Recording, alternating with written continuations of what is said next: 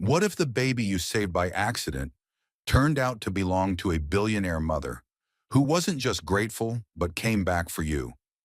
In a quiet town where nothing ever changes, a reclusive mechanic finds an abandoned 5-month-old baby tucked beneath the wing of a private jet. He has no idea that one act of kindness will unravel a story of loss, healing, and a second chance at love. This is the last plane out of Hope Springs, a story about how compassion can rewrite destiny and how sometimes the life you think is over is just beginning. If you believe in the quiet power of kindness and second chances, make sure to subscribe so you won't miss more inspiring stories like this one. Now sit back and let me take you to Hope Springs. A poor mechanic saved a 5-month-old baby by the plane, then her billionaire mom returned for him. The wind rolled across the Montana plains like a memory that never settled. Dry, restless, always whispering of things lost. Eli Carter stood beneath the belly of a 1978 Beechcraft Baron, sleeves rolled up, a streak of grease down one forearm, and a socket wrench in his right hand that hadn't let go since 7 a.m. His left knee pressed into the cracked concrete floor of Hangar 3, a hangar older than most marriages, with rusted rivets and a roof that whined when the wind pushed too hard. Like today. The Baron hadn't flown in months. No one came to Hope Springs Municipal Airport anymore. At least not the kind of people who flew. Most of them had long since moved on to cities where the jobs didn't require knowing the difference between a carburetor and a fuel primer. Eli stayed, because staying was simpler than starting over. A portable radio perched on a workbench nearby played oldies with the static of low reception, like even the music was hesitant to stay. He hummed lowly, not in tune, not out of habit, just to fill the space. Outside the open hangar door, the flat, golden prairie shimmered beneath a late summer sun. The only other sound was the occasional squawk of a magpie circling the weathered fence line. Eli glanced at the clock above the hangar's entrance. Nearly 5:30. He exhaled through his nose, pulled the wrench from the engine compartment, and let his hand fall into his lap, absently rolling his shoulder. It had started aching more lately. Not age, memory. He rubbed the ache away and stood, stretching until the vertebrae in his back cracked like knuckles. That's when he heard it, a sound that didn't belong. It was faint, soft, nearly swallowed by the wind, but unmistakable, a baby crying. Eli froze. He turned his head slowly toward the open hangar doors. The sound was clearer now, distant but there, thin and high-pitched, coming from the row of planes parked on the outer edge of the tarmac. No one had flown in today. The last scheduled flight had been 2 days ago, a private charter he hadn't even touched. The aircraft had been towed to the maintenance yard just that morning. The crying came again, closer now, desperate. Eli wiped his hands on a rag and walked briskly toward the sound, his boots crunching on gravel. His mind reeled. Was someone in trouble? Had a parent forgotten their child? No, that didn't happen. Not here. Behind a silver Gulfstream, near the rear cargo access hatch, he saw it. A baby carrier. Inside, a tiny girl, no more than 5 or 6 months old, flushed red from crying, fists clenched in the air, her legs kicking like she was trying to fly away from whatever terror her little world had collapsed into. "Hey there," Eli murmured, crouching slowly. His voice cracked. "Hey now. It's okay." The baby didn't calm, but she didn't cry harder either. He reached for her cautiously, as though any sudden movement might send her crumbling. There was no adult in sight, no note. Just a small canvas diaper bag beside the carrier. He checked inside, 2 bottles of formula, a small blanket, a pacifier, and a single photograph of the child with a woman whose face was partially out of frame. A high-end stroller sat folded nearby, partially hidden under the wing. He looked around, deserted. His heart pounded harder now, not from fear but from something older, deeper. A muscle memory of fatherhood he thought he'd buried years ago. Eli picked up the carrier and started toward the operations office, the baby still sniffling softly. This wasn't something he could ignore, but he also couldn't leave her. Joe Mercer, the airport's acting supervisor and a friend of Eli's late father, looked up from his desk when Eli walked in. "Joe," Eli said, voice tight, "we've got a situation." 20 minutes later, the baby was wrapped in a receiving blanket in Eli's arms, her breathing even. Joe had tried reaching the county sheriff, but their only unit was on a call an hour out. The local CPS contact was away until morning, and as fate would have it, the airport's security system had been offline for maintenance since early afternoon. "She's not hurt," Eli said quietly, glancing down at her. "Just scared and hungry." Joe pinched the bridge of his nose. "You're the only man I know with a steady enough hand and enough heart to keep her safe tonight." Eli didn't respond. He wasn't sure if it was heart that made him say yes or guilt, but he said it anyway. That night, the little girl slept in a drawer lined with towels and flannel in Eli's apartment above the hangar. He sat nearby in the old rocking chair his wife had once used, the one he swore he'd never move again. Her name, he still didn't know it. He began calling her Birdie, because she chirped when she dreamed, and because somehow this child, left in the belly of a silent plane, had begun to stir something in him, something that felt like sky. The sun dipped behind the cottonwood trees, casting long shadows across the tarmac as Eli stood at the window of the operations office, arms folded, gaze fixed on the airplane hangar across the lot. The baby, Birdie, as he decided to call her, was asleep in the makeshift cradle fashioned from a supply drawer, lined with clean towels and one of his old flannel shirts. Joe had gone home for the night, but not before giving Eli a quiet look of trust. "I'll notify the sheriff again first thing in the morning," he'd said. "You'll be all right?" "I'll manage," Eli replied. What he didn't say was that he hadn't held a baby in his arms since his own daughter had died just 24 hours after birth. That was 3 years ago. He still remembered the way her tiny hand had barely curled around his finger. He remembered the impossible weight of something so light when she was gone. Now somehow, he was here. Again. But it wasn't the same. Nothing could be the same. And yet, that soft breath of the baby against his chest just hours earlier had quieted a part of him that had been screaming for years. Later that evening, in his apartment above the hangar, Eli moved quietly through the narrow kitchen. He had found a formula bottle in the diaper bag, and after boiling some water, was attempting to get the temperature just right. He tested a drop against the inside of his wrist and nodded to himself. His hands were too big, too rough for this kind of thing, but somehow they knew what to do. Birdie stirred in her drawer nest nearby, letting out a half cry, more like a question than a demand. Eli turned quickly, crouching beside her with the bottle ready. "Easy now," he murmured, easing the nipple into her searching mouth. She latched without hesitation, drinking like she hadn't eaten in hours. Maybe she hadn't. He watched her in the dim lamplight, the way her brow furrowed, the way her fingers flexed like tiny antennae sensing the world.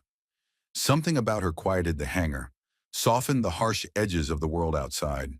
He didn't realize he was humming until she paused to blink up at him. His wife used to hum that same tune when she held their baby in the hospital. The melody spilled out of him without effort, half lullaby, half memory. Birdie's eyelids fluttered, then closed. Her breathing evened out again. "You're a tough little thing," he whispered. She didn't answer, of course. But in the hush that followed, Eli felt something shift inside him. Not dramatically, just a degree or two. But it was enough to feel like the start of a thaw. The next morning arrived on a golden breath of sunlight through the hangar windows. Eli woke early, back aching slightly from sleeping on the couch, ears tuned to every sound the baby made. When he peeked into the drawer, Birdie was awake, her wide gray eyes blinking up at him like he was something she was still deciding about. "Morning, Birdie," he said, his voice thick with sleep. "You and me, we're a long way from ordinary, huh?" She cooed softly in reply, kicking her legs like she agreed. He gave her a sponge bath with warm water, using the soft towel from the supply closet. The way she relaxed into his hands, so trusting, so instinctively calm, tugged something loose in his chest. He'd built his whole life on knowing how to fix broken things. But this wasn't a job for tools or torque. This was something else, something far more fragile. Around 8 a.m., Joe returned with coffee and news. "No one's come forward yet," he said, handing Eli a steaming paper cup. "Sheriff's still investigating, but so far no reports of a missing child. No note, no ID." Eli took a slow sip. "You're saying no one's even looking for her? Could be a private handoff gone wrong, or someone panicked. We'll get answers. But until then..." Joe didn't finish the sentence. He didn't have to. Until then, Birdie was Eli's. The day passed slowly. Eli couldn't bring himself to return to the Beechcraft Baron. His attention drifted to Bertie, making sure she was comfortable, changing her, even walking her across the hangar floor in his arms when she fussed. She responded best to movement, to the sound of his heartbeat. By mid-afternoon, the town had started to take notice. A local delivery driver poked his head into the hangar and raised a brow. "New apprentice?" "Temporary," Eli said, a bit too quickly. Mrs. Dobbins, the widow who lived near the edge of the airport property, stopped by with a plastic bag of gently used baby clothes and a knowing smile. "I heard something about a baby," she said. "Figured she'd need more than your oversized t-shirts." Eli was surprised but grateful. "Thank you, ma'am. Don't mention it. Town's small, but our hearts aren't." That night, as the sun melted into the horizon and the prairie lit up like a field of gold, Eli sat with Bertie in his lap near the open hangar door. The air was cool but pleasant. A gentle breeze played with the wisps of her hair. "You're going to leave eventually," he said quietly, almost more to himself than to her. "You're real, Mom. Whoever she is, she's going to show up, and that'll be that." Bertie stirred, yawned, and curled her fingers around one of his. Eli closed his eyes. "I just hope, wherever you go, they love you like you deserve." The stars over Hope Springs didn't shine the way they used to, or maybe Eli had just stopped looking up. It was past 1 a.m., and the lights in the apartment above Hangar 3 were dimmed except for the soft yellow glow of the lamp perched on the kitchen counter. The apartment was modest. Linoleum floors, single worn couch, a kitchenette with an old kettle that whistled even when it wasn't supposed to. It wasn't made for guests, much less babies, but it was all he had. Bertie stirred in the drawer beside the couch, his makeshift bassinet now lined with a fresh set of blankets, courtesy of Mrs. Dobbins. Eli leaned over her, eyes heavy with fatigue, but alert. "Hey, hey, I'm right here," he whispered, voice like gravel softened by rain. She wasn't crying, not really, just restless. Her tiny fists flailed in slow, sleepy arcs, as if trying to catch hold of something she couldn't name. Eli picked her up carefully, holding her close. The motion was becoming familiar now, his body remembering what his heart had tried to forget. He settled into the rocking chair near the window, the same chair that had belonged to his wife, Rachel, the same chair he hadn't touched since the day they'd returned from the hospital with one less heartbeat than they'd hoped. Bertie's head nestled against his chest, warm and impossibly light. He rocked her gently, back and forth, the creak of the old wooden joints lulling them both into a rhythm that seemed to exist outside of time.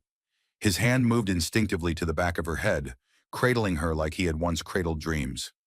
"You've got lungs on you, I'll give you that," he murmured. She made a soft, inquisitive noise. Not quite a laugh, but not quite a cry either. Then something happened. As he hummed, soft and off-key, the way Rachel used to when she was folding laundry or cooking dinner, Bertie looked up. Her wide eyes found his in the lamplight, and for the briefest of moments, her mouth curved into something undeniable. A smile. It wasn't gas. It wasn't coincidence. It was real. Eli froze, throat tightening, breath catching, the kind of smile that didn't ask for anything, the kind that just was. "Well," he whispered, blinking fast, "aren't you full of surprises?" He hadn't realized how long it had been since anyone had smiled at him like that. Not out of politeness or obligation, but out of simple, childlike trust. Bertie's eyes slowly closed again. Sleep reclaimed her with a gentleness the world didn't often offer. Eli rocked her a little longer, unwilling to break the moment. In the morning, a light rain pattered on the hangar roof. It was the kind of rain Montana rarely got in late summer. Steady, clean, and quietly persuasive. Eli moved slowly, every muscle in his body feeling like it had been through something sacred and exhausting. He brewed coffee, half-strength, and toasted a slice of bread he didn't really want. His eyes kept drifting back to the drawer where Bertie lay, now wrapped like a burrito in a fresh swaddle, her breathing soft and rhythmic. He heard a knock at the hangar door around 9 a.m. He opened it to find Pastor John Everett in his usual wool cardigan and wide-brimmed hat, standing with a modest brown bag in hand. "Heard from Joe you've got company," John said, nodding toward the apartment upstairs. Eli rubbed the back of his neck. "You know how this town is." Nothing wrong with a man doing the right thing. The pastor handed him the bag. Just a few jars of baby food my daughter made. Apples, sweet potato, nothing fancy but healthy. Eli accepted the bag with a small nod. Appreciate it. John hesitated. If you ever want someone to talk to, someone who listens without fixing, I'm around. I'll keep that in mind, Eli said, not unkindly. After the pastor left, Eli stood alone at the door, listening to the rain. He wasn't used to people offering help without expecting something in return. Not anymore. But maybe that was the problem. Maybe that's why it had taken him 3 years to feel anything again. He returned upstairs and found Bertie awake, waving her hands in slow motion like she was conducting a silent orchestra. He crouched beside the drawer. You've got everyone fussing over you already, like you own the place. She cooed. He couldn't help but smile. You and me, he said. Just temporary, though. You're going back where you belong soon enough. But even as he said it, a small, traitorous part of him hoped it wasn't true. Later that afternoon, while Eli worked under the hood of a grounded crop duster, he kept Bertie in a nearby playpen that one of the airport staff had dropped off. He adjusted the bolts with methodical precision, but his eyes kept drifting toward her. She babbled to herself, waving a plush toy elephant above her head with wild, imprecise glee. Every so often she looked at him, and every time Eli felt a pull, a reminder that something inside him was still alive, something that hadn't died with Rachel, something that maybe could grow again. That night, just before sleep, he stood with Bertie in his arms by the open hangar doors. The rain had stopped. The moon rose over the flat horizon, wide and gold like a coin resting on velvet. Eli looked out into the darkness, the baby's soft breath against his neck. He wasn't thinking about tomorrow, or the questions still unanswered, or even who had left her behind. He was just thinking, maybe for now, this is enough. By the third day, word had spread. Not loudly, not cruelly. But Hope Springs was the kind of place where news didn't need volume, just breath. A whisper in the hardware store, a nod in the diner. And suddenly everyone knew. Eli Carter, the quiet mechanic who hadn't set foot in church since Rachel's funeral, was taking care of a baby. Some thought it sweet, some thought it strange. A few, predictably, thought it suspicious. Eli didn't care what they thought. At least that's what he told himself. But he could feel it when he drove into town for supplies. The sideways glances at the grocery store, the way the cashier asked, "Yours?" with a tone that tried and failed to sound neutral. "No," Eli had answered simply, placing a box of formula and a pack of diapers on the counter. "Just temporary." He paid in cash and left before the next question arrived. Back at the hangar, he tried to focus on the carburetor of the twin-engine Cessna that had refused to start since July. But Bertie had other plans. She was getting louder. Not in a bad way, just exploratory. Her little voice now cooed and gurgled with more confidence, especially when she saw Eli. She had discovered that banging her tiny fist against the side of the playpen made noise, and that if she did it long enough, Eli would glance up from whatever bolt or panel he was hunched over and smile. He was doing that now, smiling despite himself, as he wiped grease off his hands and leaned against the workbench.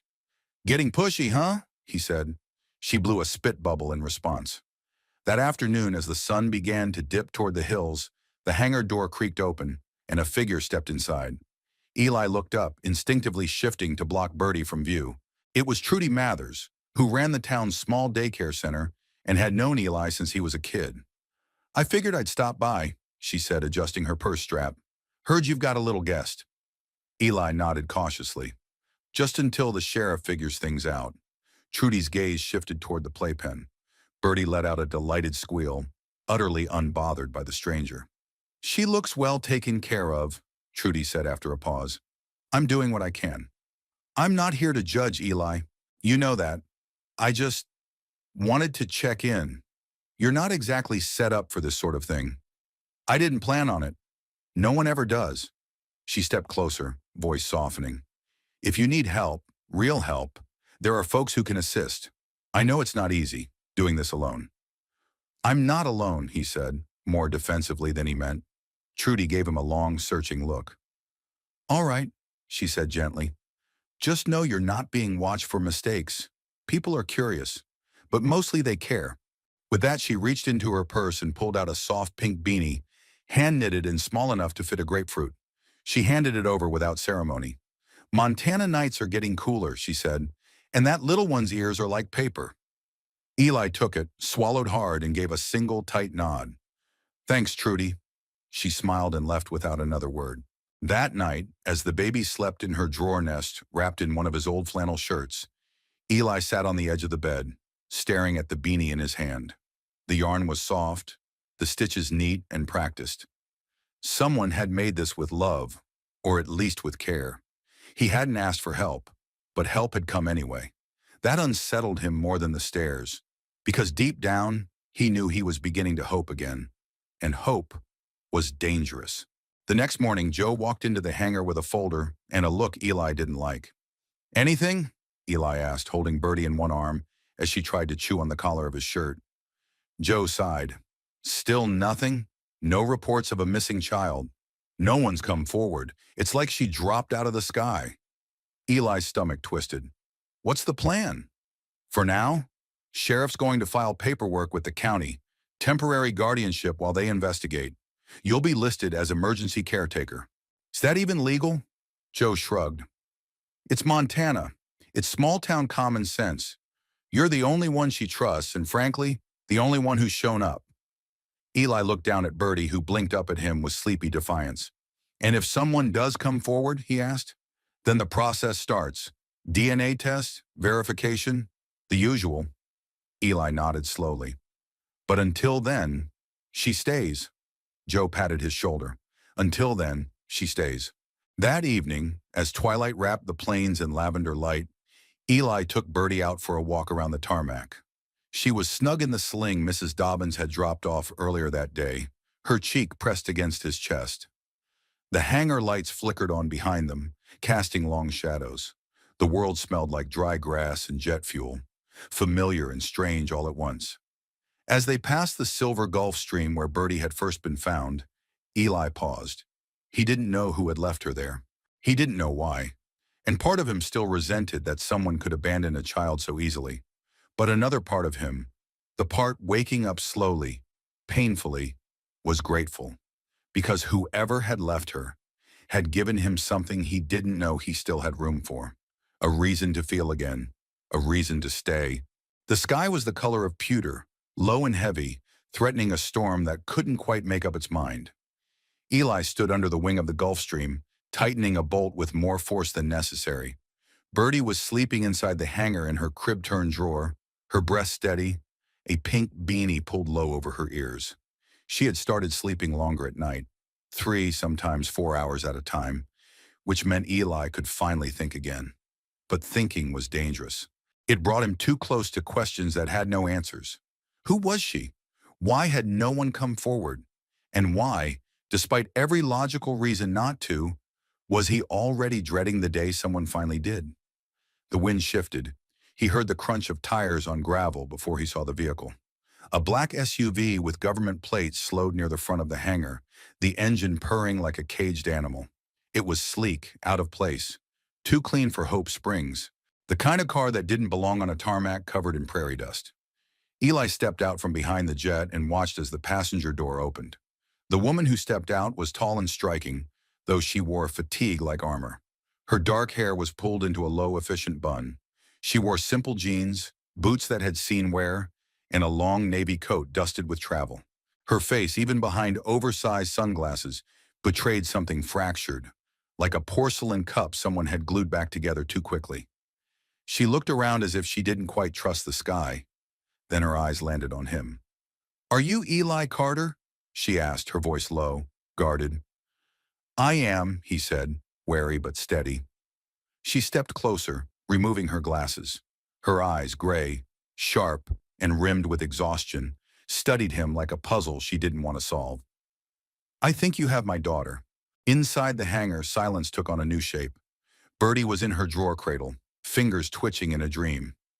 Eli stood just a few steps ahead of the woman, not blocking her view but not moving aside either. "You're the mother?" he asked slowly. "Yes," she said. "Her name is Avery." The name struck something deep inside him. Bertie, he thought. No, Avery. He nodded once as if that simple confirmation changed everything. Maybe it did. I'm sorry, she added, voice catching. I didn't mean to leave her behind. There was an emergency. Eli didn't respond. His body was still, but inside every cell was reaching for clarity. Charlotte looked down, collecting herself. I was flying in for a private inspection. This airport.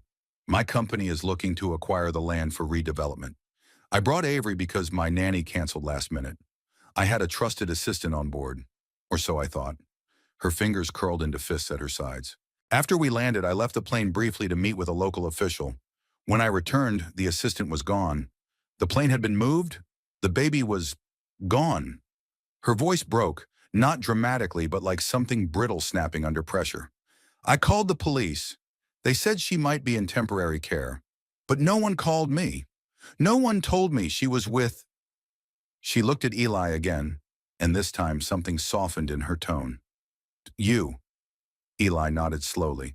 They were trying to verify identity. We had no documentation. No one came forward.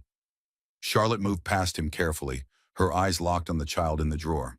She dropped to her knees and reached out, not to lift Avery, but to touch her cheek. Avery stirred at the contact and opened her eyes. For a moment, the room held its breath. Then she smiled. Charlotte pressed her lips together, and a tear slipped free. Not from hysteria, not even sorrow, just the sheer weight of everything that hadn't been said. Eli stepped back and gave her space. After a long moment, Charlotte stood again. You took care of her. He nodded once. I tried.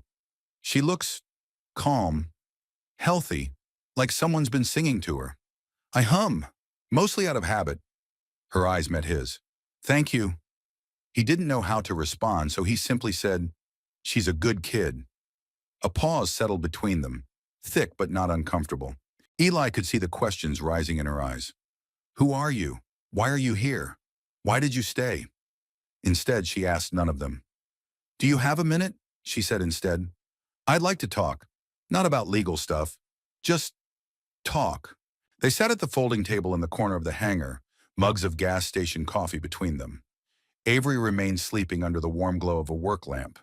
Charlotte explained more slowly this time how her company, Whitmore Innovations, had been scouting small-town properties to convert into tech-adjacent logistics hubs. How she'd been working 70-hour weeks, raising a daughter mostly alone, trying to prove she could be both brilliant and maternal in a world that rarely rewarded women for being both. I didn't mean to become one of those people, she said, tracing the rim of her mug. The kind who bring babies on jets like accessories. I didn't trust anyone else. You left her with someone you did trust, Eli said gently, and they failed you. She looked up, surprised by his lack of judgment. He continued, I don't know much about tech or boardrooms, but I know when someone loves their kid. Charlotte's shoulders dropped slightly, like she hadn't realized how tightly she'd been holding herself. You're not what I expected, she said quietly. Neither are you. They sat in companionable silence after that, the storm outside finally deciding to let loose a light rain. When she rose to leave, she lingered beside the drawer for a long moment, watching Avery sleep. Then she turned to Eli. I'll be back tomorrow. I need to finalize some things in town. But more than that, I'd like her to stay the night here. Just one more. She's safe, and she's clearly happy. Eli blinked. You're sure? I'm not sure of anything, she said with a tired smile, except that you care, and that matters more than all the legal paperwork in the world. She paused. Besides, she seems to think you're her person.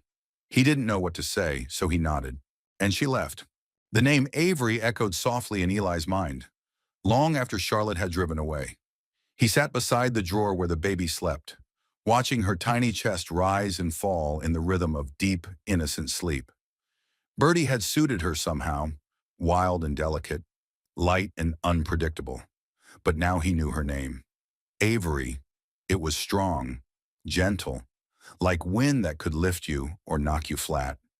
He whispered it once into the quiet. Avery. She stirred slightly but didn't wake. Her fingers twitched in a dream.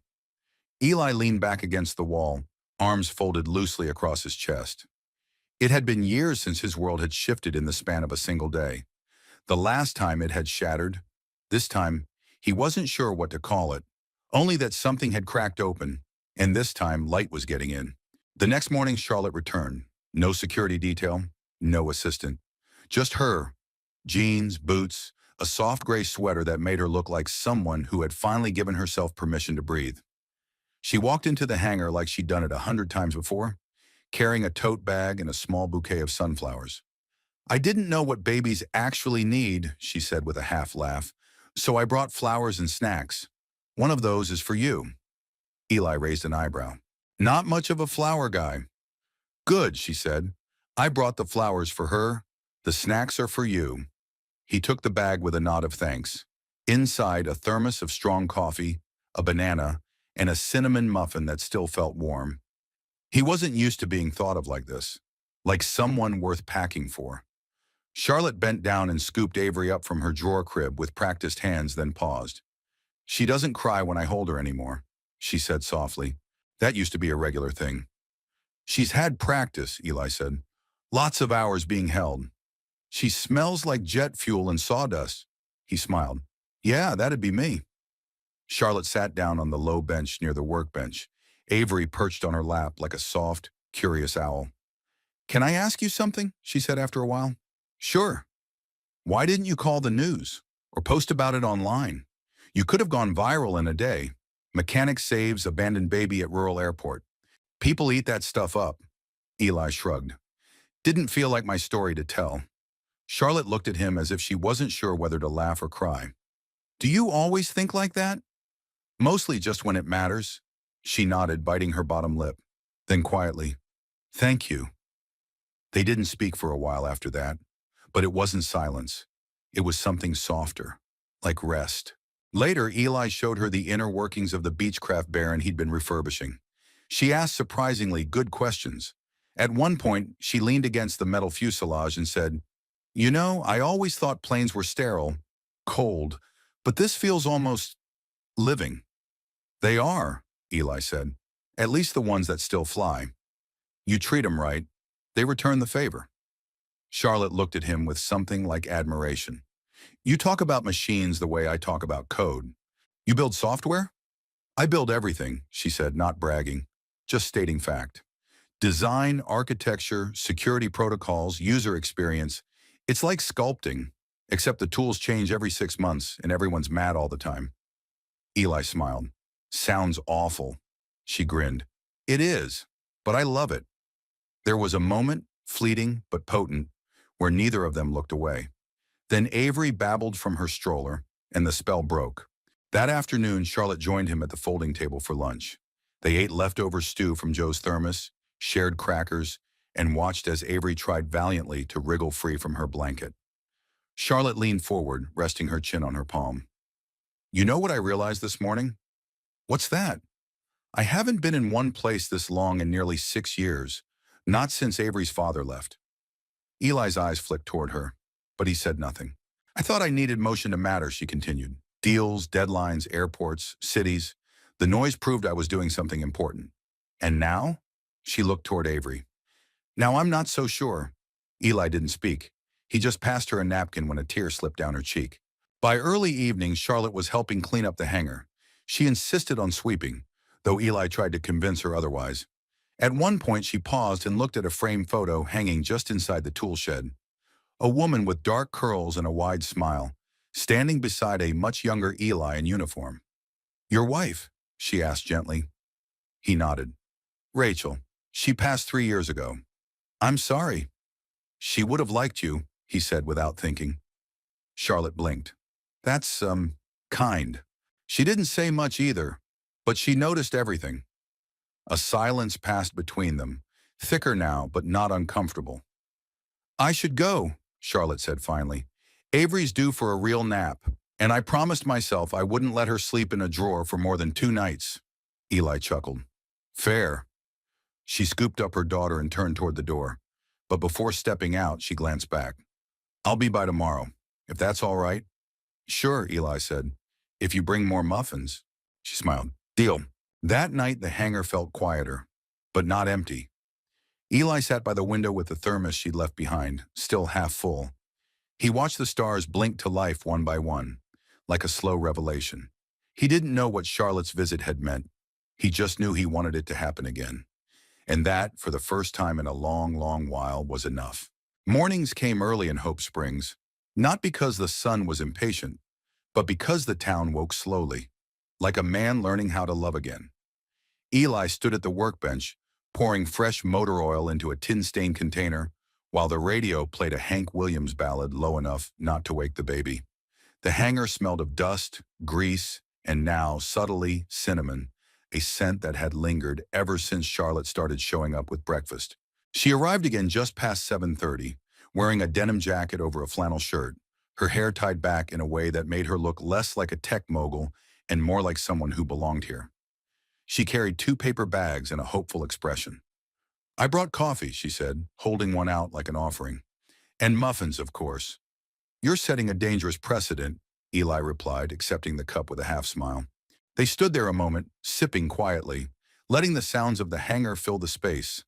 The groan of metal expanding in the sun, the distant hum of a lawnmower across the field, Avery's soft hiccup from her portable crib near the window. Charlotte sat on a stool and took a bite of her muffin. "I always thought airports were soulless," she said. "Too much movement, too many people saying goodbye." Eli leaned against the workbench, arms folded. "This one doesn't see many goodbyes. Mostly just waiting." She glanced up at him. "And what are you waiting for?" The question was casual, but it hit harder than he expected. "Nothing," he said after a pause. "Used to think something might show up, but I stopped waiting a long time ago." Charlotte nodded slowly, as if that answer told her more than a full autobiography ever could. They spent most of the day working side by side, not in the way coworkers do, but like people learning the rhythm of each other's silences. Eli taught Charlotte how to torque a bolt without stripping the thread. She showed him how to pair his phone with the Bluetooth speaker Joe had abandoned in the office. Avery, as usual, was content to be passed between them like a sleepy football. She had taken a liking to Charlotte's voice and Eli's beard, grabbing fistfuls of it whenever he leaned in too close. Around noon, they took a break under the wing of the old Beechcraft. Charlotte sat on a blanket, Avery in her lap, while Eli handed her a bottle of water. "I used to think love meant velocity," Charlotte said, "that if it wasn't sweeping and overwhelming and all-consuming, it wasn't real." Eli sat beside her, careful not to touch, but close enough to feel the gravity of her presence. "And now?" he asked. "Now I think love might be this." She gestured vaguely to the hangar, the fields beyond it, the baby in her lap. "Quiet, steady, the kind that shows up before you even ask." Eli didn't say anything, but something in him shifted again, another quiet crack in a wall he hadn't meant to build so high. Later that afternoon, Charlotte wandered to the edge of the tarmac, while Eli checked a faulty fuel pump. She stood at the fence, staring out across the prairie. He watched her from a distance, how still she was, how small against that endless sky, and something in his chest ached in a way that felt both dangerous and necessary. When she came back, her cheeks were flushed with wind and thought. "I think I'm afraid of slowing down," she said. "Why?" "Because I might not know who I am without the motion." "You'd still be Avery's mom," he said. She looked at him, the edges of her eyes tightening with something unreadable. "That used to be the one title I wasn't sure I'd earn." "You earned it the moment you walked back through that door," Eli said, "and probably long before." A pause, then, quietly, she replied, "You talk like someone who's lost something." "I have." They let the silence speak after that. That evening, the three of them sat on the front steps of the hangar. Eli had pulled out an old guitar, strings slightly out of tune, and strummed a gentle, broken melody. Avery babbled along, kicking her socks off for the 4th time that day. Charlotte wrapped a blanket around her legs and leaned slightly, just slightly closer to him. The sun was slipping beneath the wheat fields, throwing golden light across their faces. "This is the most still I've been in a decade," Charlotte whispered. "Still doesn't mean stuck," Eli said. "Sometimes it just means you're where you're supposed to be." Avery yawned, and Charlotte kissed the top of her head. Eli kept playing, the chords simple, unfinished. And for a moment, all three of them just were. No past, no future, just that fragile sliver of now. The wind rolled in fast. By late afternoon, the sky had gone from honeyed blue to a strange, bruised gray.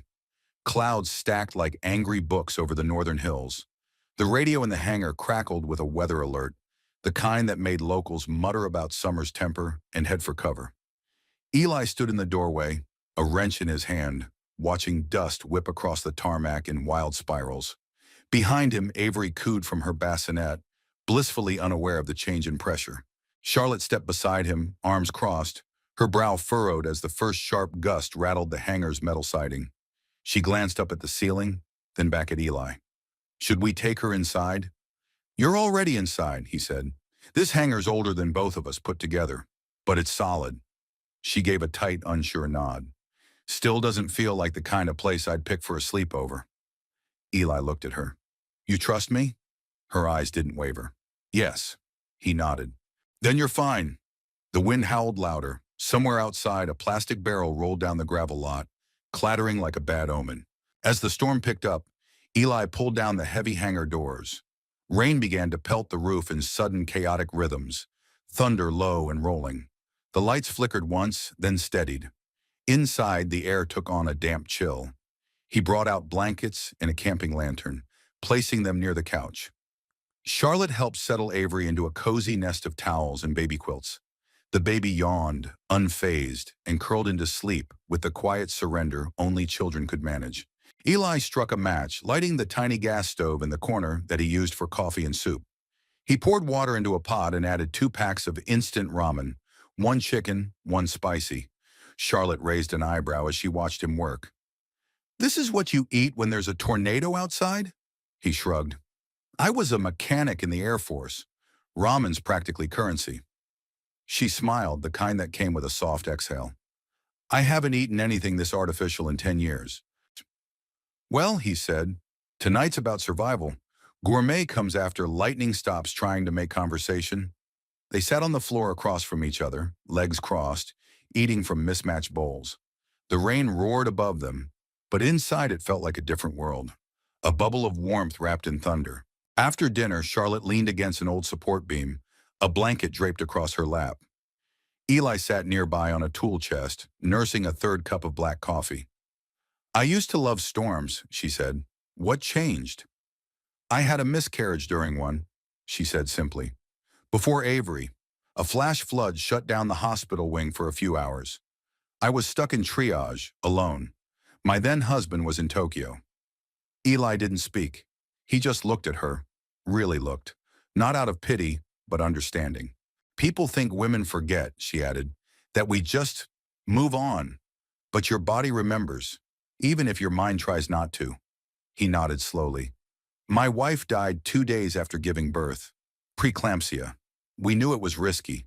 She wanted to try anyway." Charlotte turned to him, eyes wide. "You had a baby?" "For a day," he said. "She lived 22 hours. We named her Emily." Silence settled like dust, thick and gentle. "I'm sorry," she said quietly. "Me too." They sat that way for a long time, nothing between them but memory and rain. No need to fill the space, just holding it together, like survivors in the same lifeboat. Avery woke near midnight, fussy and confused by the shifting air pressure. Charlotte moved to pick her up, but Eli stopped her with a gesture. "Let me." She watched as he lifted the baby, rocked her gently, whispered soft words into her ear. It wasn't a performance. It was instinct. He moved with the ease of someone who had practiced long ago and never truly forgotten. Charlotte sat back, arms folded loosely around her knees. "She's different with you," she said softly. "Calmer, more grounded." "She knows I've been broken too," he said. Charlotte looked up, her eyes shimmering in the lantern light. "You ever think about trying again?" He considered the question. "I used to. Then I stopped. Now, I don't know." "Me neither," she said. "But lately, something about being here makes me wonder."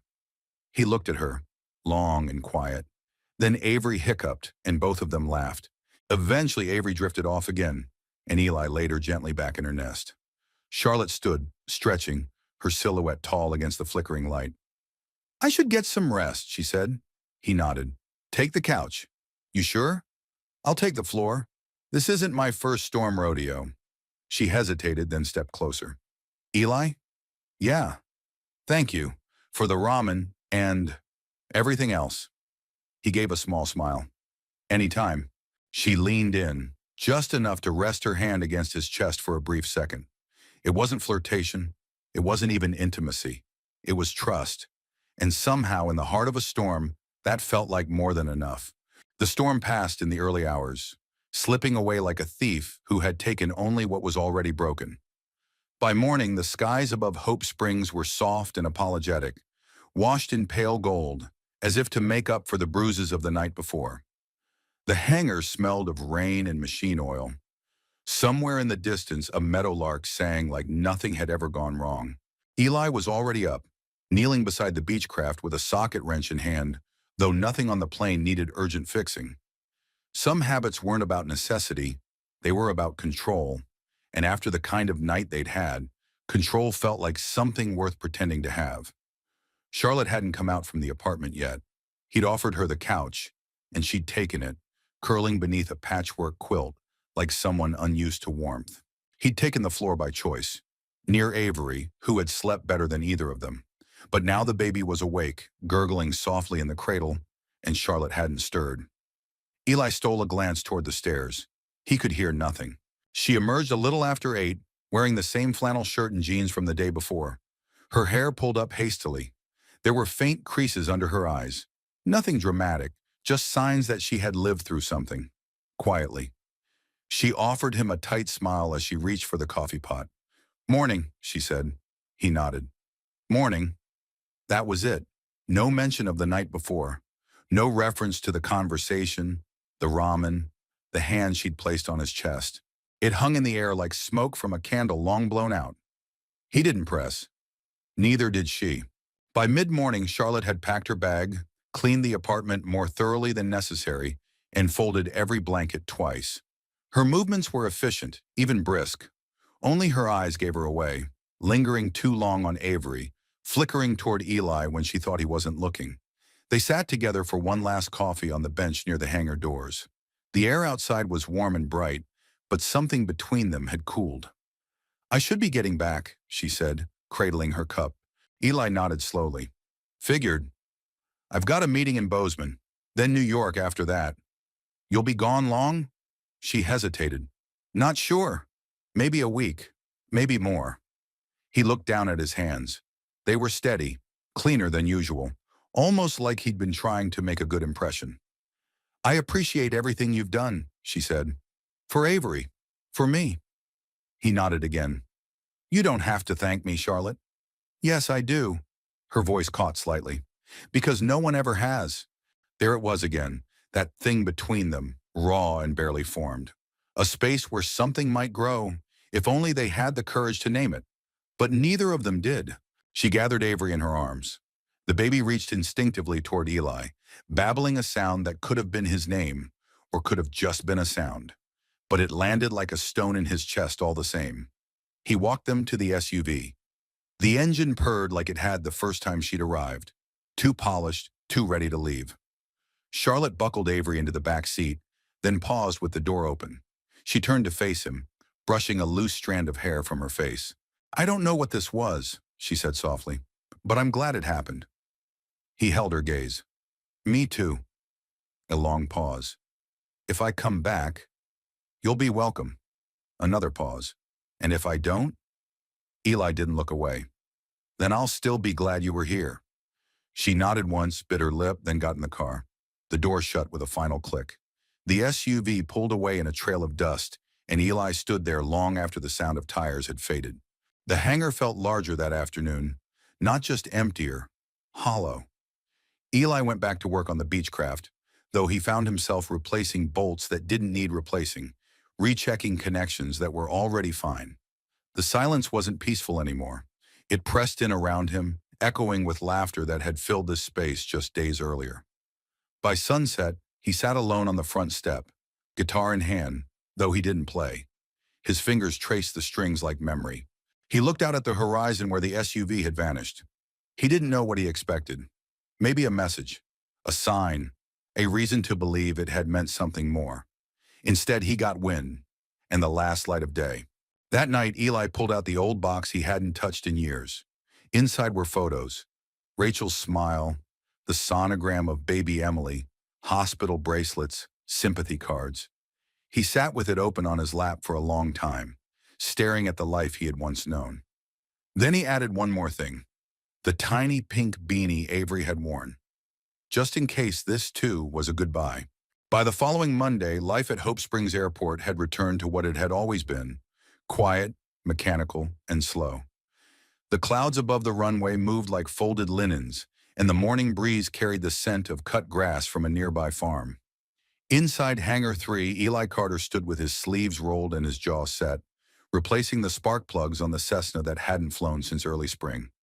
His hands worked as they always had, steady, precise, but something in his posture had changed. Where once there had been the stubborn endurance of a man moving just to survive the day, now there was a tension that came from trying not to hope for too much, trying not to remember. But memory wasn't something a man could shut off like a light switch. It clung to the edges of the hangar, on the blanket folded in the corner where Avery had napped, on the thermos Charlotte had forgotten on the bench, still holding the faint aroma of cinnamon spiced tea. Eli hadn't touched any of it. He told himself he was just busy, that the planes needed him, that maybe the sheriff would finally call with something useful. But deep down, he knew what it really was. He missed them. Not just the baby, though Avery had carved a space in his chest he couldn't unmake. It was Charlotte, too. The way she filled a room without trying. The way her silences weren't empty, but full of thought, like wind brushing through the tall grass. She had come in like a question, and now she was gone like a comma, leaving everything unfinished. He drove into town that afternoon, stopping at the local hardware store for a new oil filter. The man behind the counter, Jack, who'd known Eli since they were both in high school, raised an eyebrow when he saw him. "No baby today?" Jack asked, grinning in that way small-town folks do when they pretend they're not curious. Eli shook his head. "She's with her mother." Jack nodded, sensing the shift. "Good little one. You did right by her." Eli didn't answer. He just paid and left. Outside, he paused before getting into his truck. Across the street, the post office flag fluttered at half-mast for someone whose name he didn't recognize. It made him think of all the things that passed in small towns without anyone noticing, the quiet acts of grace, the private griefs. He drove slowly on the way back, letting the open road unwind beneath his tires like a kind of meditation. Back at the airport, he stopped by the office to check messages. Nothing from Charlotte, nothing from CPS, just a package of wing bolts and a flyer about a regional air show he'd never attend. Joe poked his head in a few minutes later, holding a cup of gas station coffee and a bag of peanuts. "Plane looks good," he said, nodding toward the hangar. "Needs a new alternator," Eli replied. "The rest cosmetic." "You eating?" Eli shrugged. "Enough." "You sleeping?" Another shrug. Joe sat in the beat-up swivel chair and tossed him the peanuts. "You know, when my wife left me, I thought the worst part would be the silence. But turns out it's the waiting. Waiting for someone to come back, or at least to tell you they're not coming." Eli looked over. "And she never came back," Joe said, cracking a shell. "But I stopped waiting, started fixing up that old church on Oak Street, helping out at the community garden. Got tired of watching the door." Eli said nothing, but the words landed, not like an answer, but like permission. That evening, just before sunset, a pickup truck stalled outside the fence line. Eli saw it from the hangar window, a young woman stepping out with a toddler on her hip, both of them looking tired and a little lost. A flat tire, no cell service. He grabbed his toolbox and headed out without hesitation. The woman explained in halting English that she'd been driving to Missoula, but her spare was useless, and her son was running a fever. Eli didn't ask questions. He jacked up the truck, replaced the tire, handed her a cold bottle of water, and gently placed his palm on the toddler's forehead. "Still cool," he said, "but keep him hydrated." Tears welled up in the woman's eyes. "Thank you. I don't know how to." "You don't have to," Eli said. She drove away 15 minutes later, waving until she disappeared down the road. Back inside, Eli sat on the folding bench. Dirt on his jeans, oil on his hands, and silence pressing around him. But it didn't feel heavy anymore. It felt earned. Like maybe he didn't need a reason to be kind, or a guarantee that love would return. Maybe it was enough to be the place where lost people found help. Maybe healing came from doing what needed to be done, even when no one was watching. He reached for the pink beanie in the drawer and held it gently, thumb brushing across the knit stitches. "Still here," he said aloud. "Still showing up." He wasn't waiting anymore. He was living. The day Charlotte came back, it was a Tuesday like any other. Eli was beneath the nose of a Piper Cub, replacing a frayed ignition wire, sweat trailing from his brow in the late afternoon heat. The radio played low in the background. Patsy Cline, something mournful and beautiful, and the hangar smelled of metal, oil, and dust baked into sun-warmed concrete. He didn't hear the SUV until it had already pulled up outside the hangar. At first, he didn't look up, just kept working, assuming it was Joe or the mailman with a part shipment. It wasn't until he heard the car door open and a small voice squeal with delight that he froze. He set the wrench down and slowly turned toward the hangar entrance. And there she was. Charlotte stood in the doorway, wearing jeans and a soft ivory blouse that fluttered slightly in the breeze. Her hair was longer than he remembered, or maybe just looser.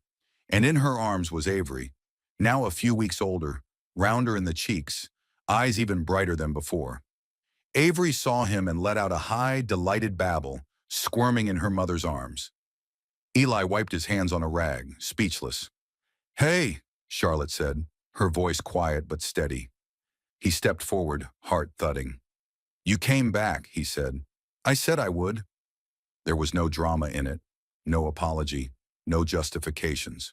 Just her standing there with a baby on her hip and something in her eyes that looked an awful lot like home. Inside, they sat at the workbench, just like before, a thermos of fresh brewed coffee between them. Charlotte had brought blueberry muffins. Avery was nestled in the crook of Eli's arm, gnawing peacefully on the ear of a stuffed elephant. "I kept trying to write you," Charlotte said. "Emails, a letter, a message. But nothing felt right." Eli nodded. "Some things don't fit in words." She looked around the hangar, taking in the little signs that nothing had changed, and somehow, everything had. "You fixed the Piper," she said, nodding toward the aircraft behind them. "Eventually," he replied. "Takes time, but it'll fly again." She gave him a small smile. "So will I. That's why I came." He turned to her, unsure what she meant. "I turned down the redevelopment offer," she continued. "All of it. The logistics hub, the corporate bids. I told my board it didn't feel right anymore." "And it didn't." Eli's brow furrowed. "Why?" "Because this place isn't broken," she said. "It's rare, sacred even. And I don't want to tear that down. I want to build it up." He stared at her, trying to read between the lines. "I want to reopen the airport," she said. "Not for big business. For people who love planes, students, hobbyists, community pilots. And I want you to run the maintenance side." Eli blinked. "You trust me with that?" "I trust you with more than that." She reached into her bag and pulled out a folder. Inside were sketches, plans, a proposal that had clearly taken weeks to craft. "I brought everything," she said, "because I didn't just come back for a visit." He stared down at the papers, then back at her. "And if I say no?" She took a breath. "Then I'll respect that. I'll still leave the plans with you. I'll still invest in the airport. But I won't stay." Avery gurgled softly in his arms, as if offering her vote. Eli looked down at the baby, then up at the woman who had once left quietly, and now stood before him offering not just a job, but a future. "You really mean that?" he said. "I really do." They stepped outside a little before sunset, the sky spilling amber light over the hills. The breeze was warm and dry, and the fields whispered like they'd been waiting for this moment too. Eli carried Avery on his hip, her arms wrapped lazily around his neck. Charlotte walked beside him, her shoulder brushing his every few steps. "I thought a lot while I was gone," she said, "about what matters, about what makes me feel like myself. And it wasn't boardrooms or budgets. It wasn't New York. It was here." She stopped and turned to him. "It was watching you hum lullabies to a baby who wasn't yours. It was learning how to breathe again in the smell of old engines and Montana dust. It was sitting on the floor during a storm eating ramen with a man who didn't ask for anything but gave everything anyway. Eli didn't speak. Charlotte smiled. I'm not good at grand gestures, but I'm here, if that counts for something. He reached out, gently brushing a strand of hair from her cheek. It counts for everything. Later that evening, they sat together on the front steps of the hangar, Avery asleep between them in a travel bassinet. The stars blinked on one by one, shy but steady. Eli looked over at Charlotte. You staying long? That depends, she said. You still have that couch? He chuckled. It's all yours. She leaned her head lightly on his shoulder. They didn't speak again for a while. They didn't need to. The hangar behind them stood open, waiting, and the sky ahead was wide and clear. The morning of the airfield's reopening was impossibly clear.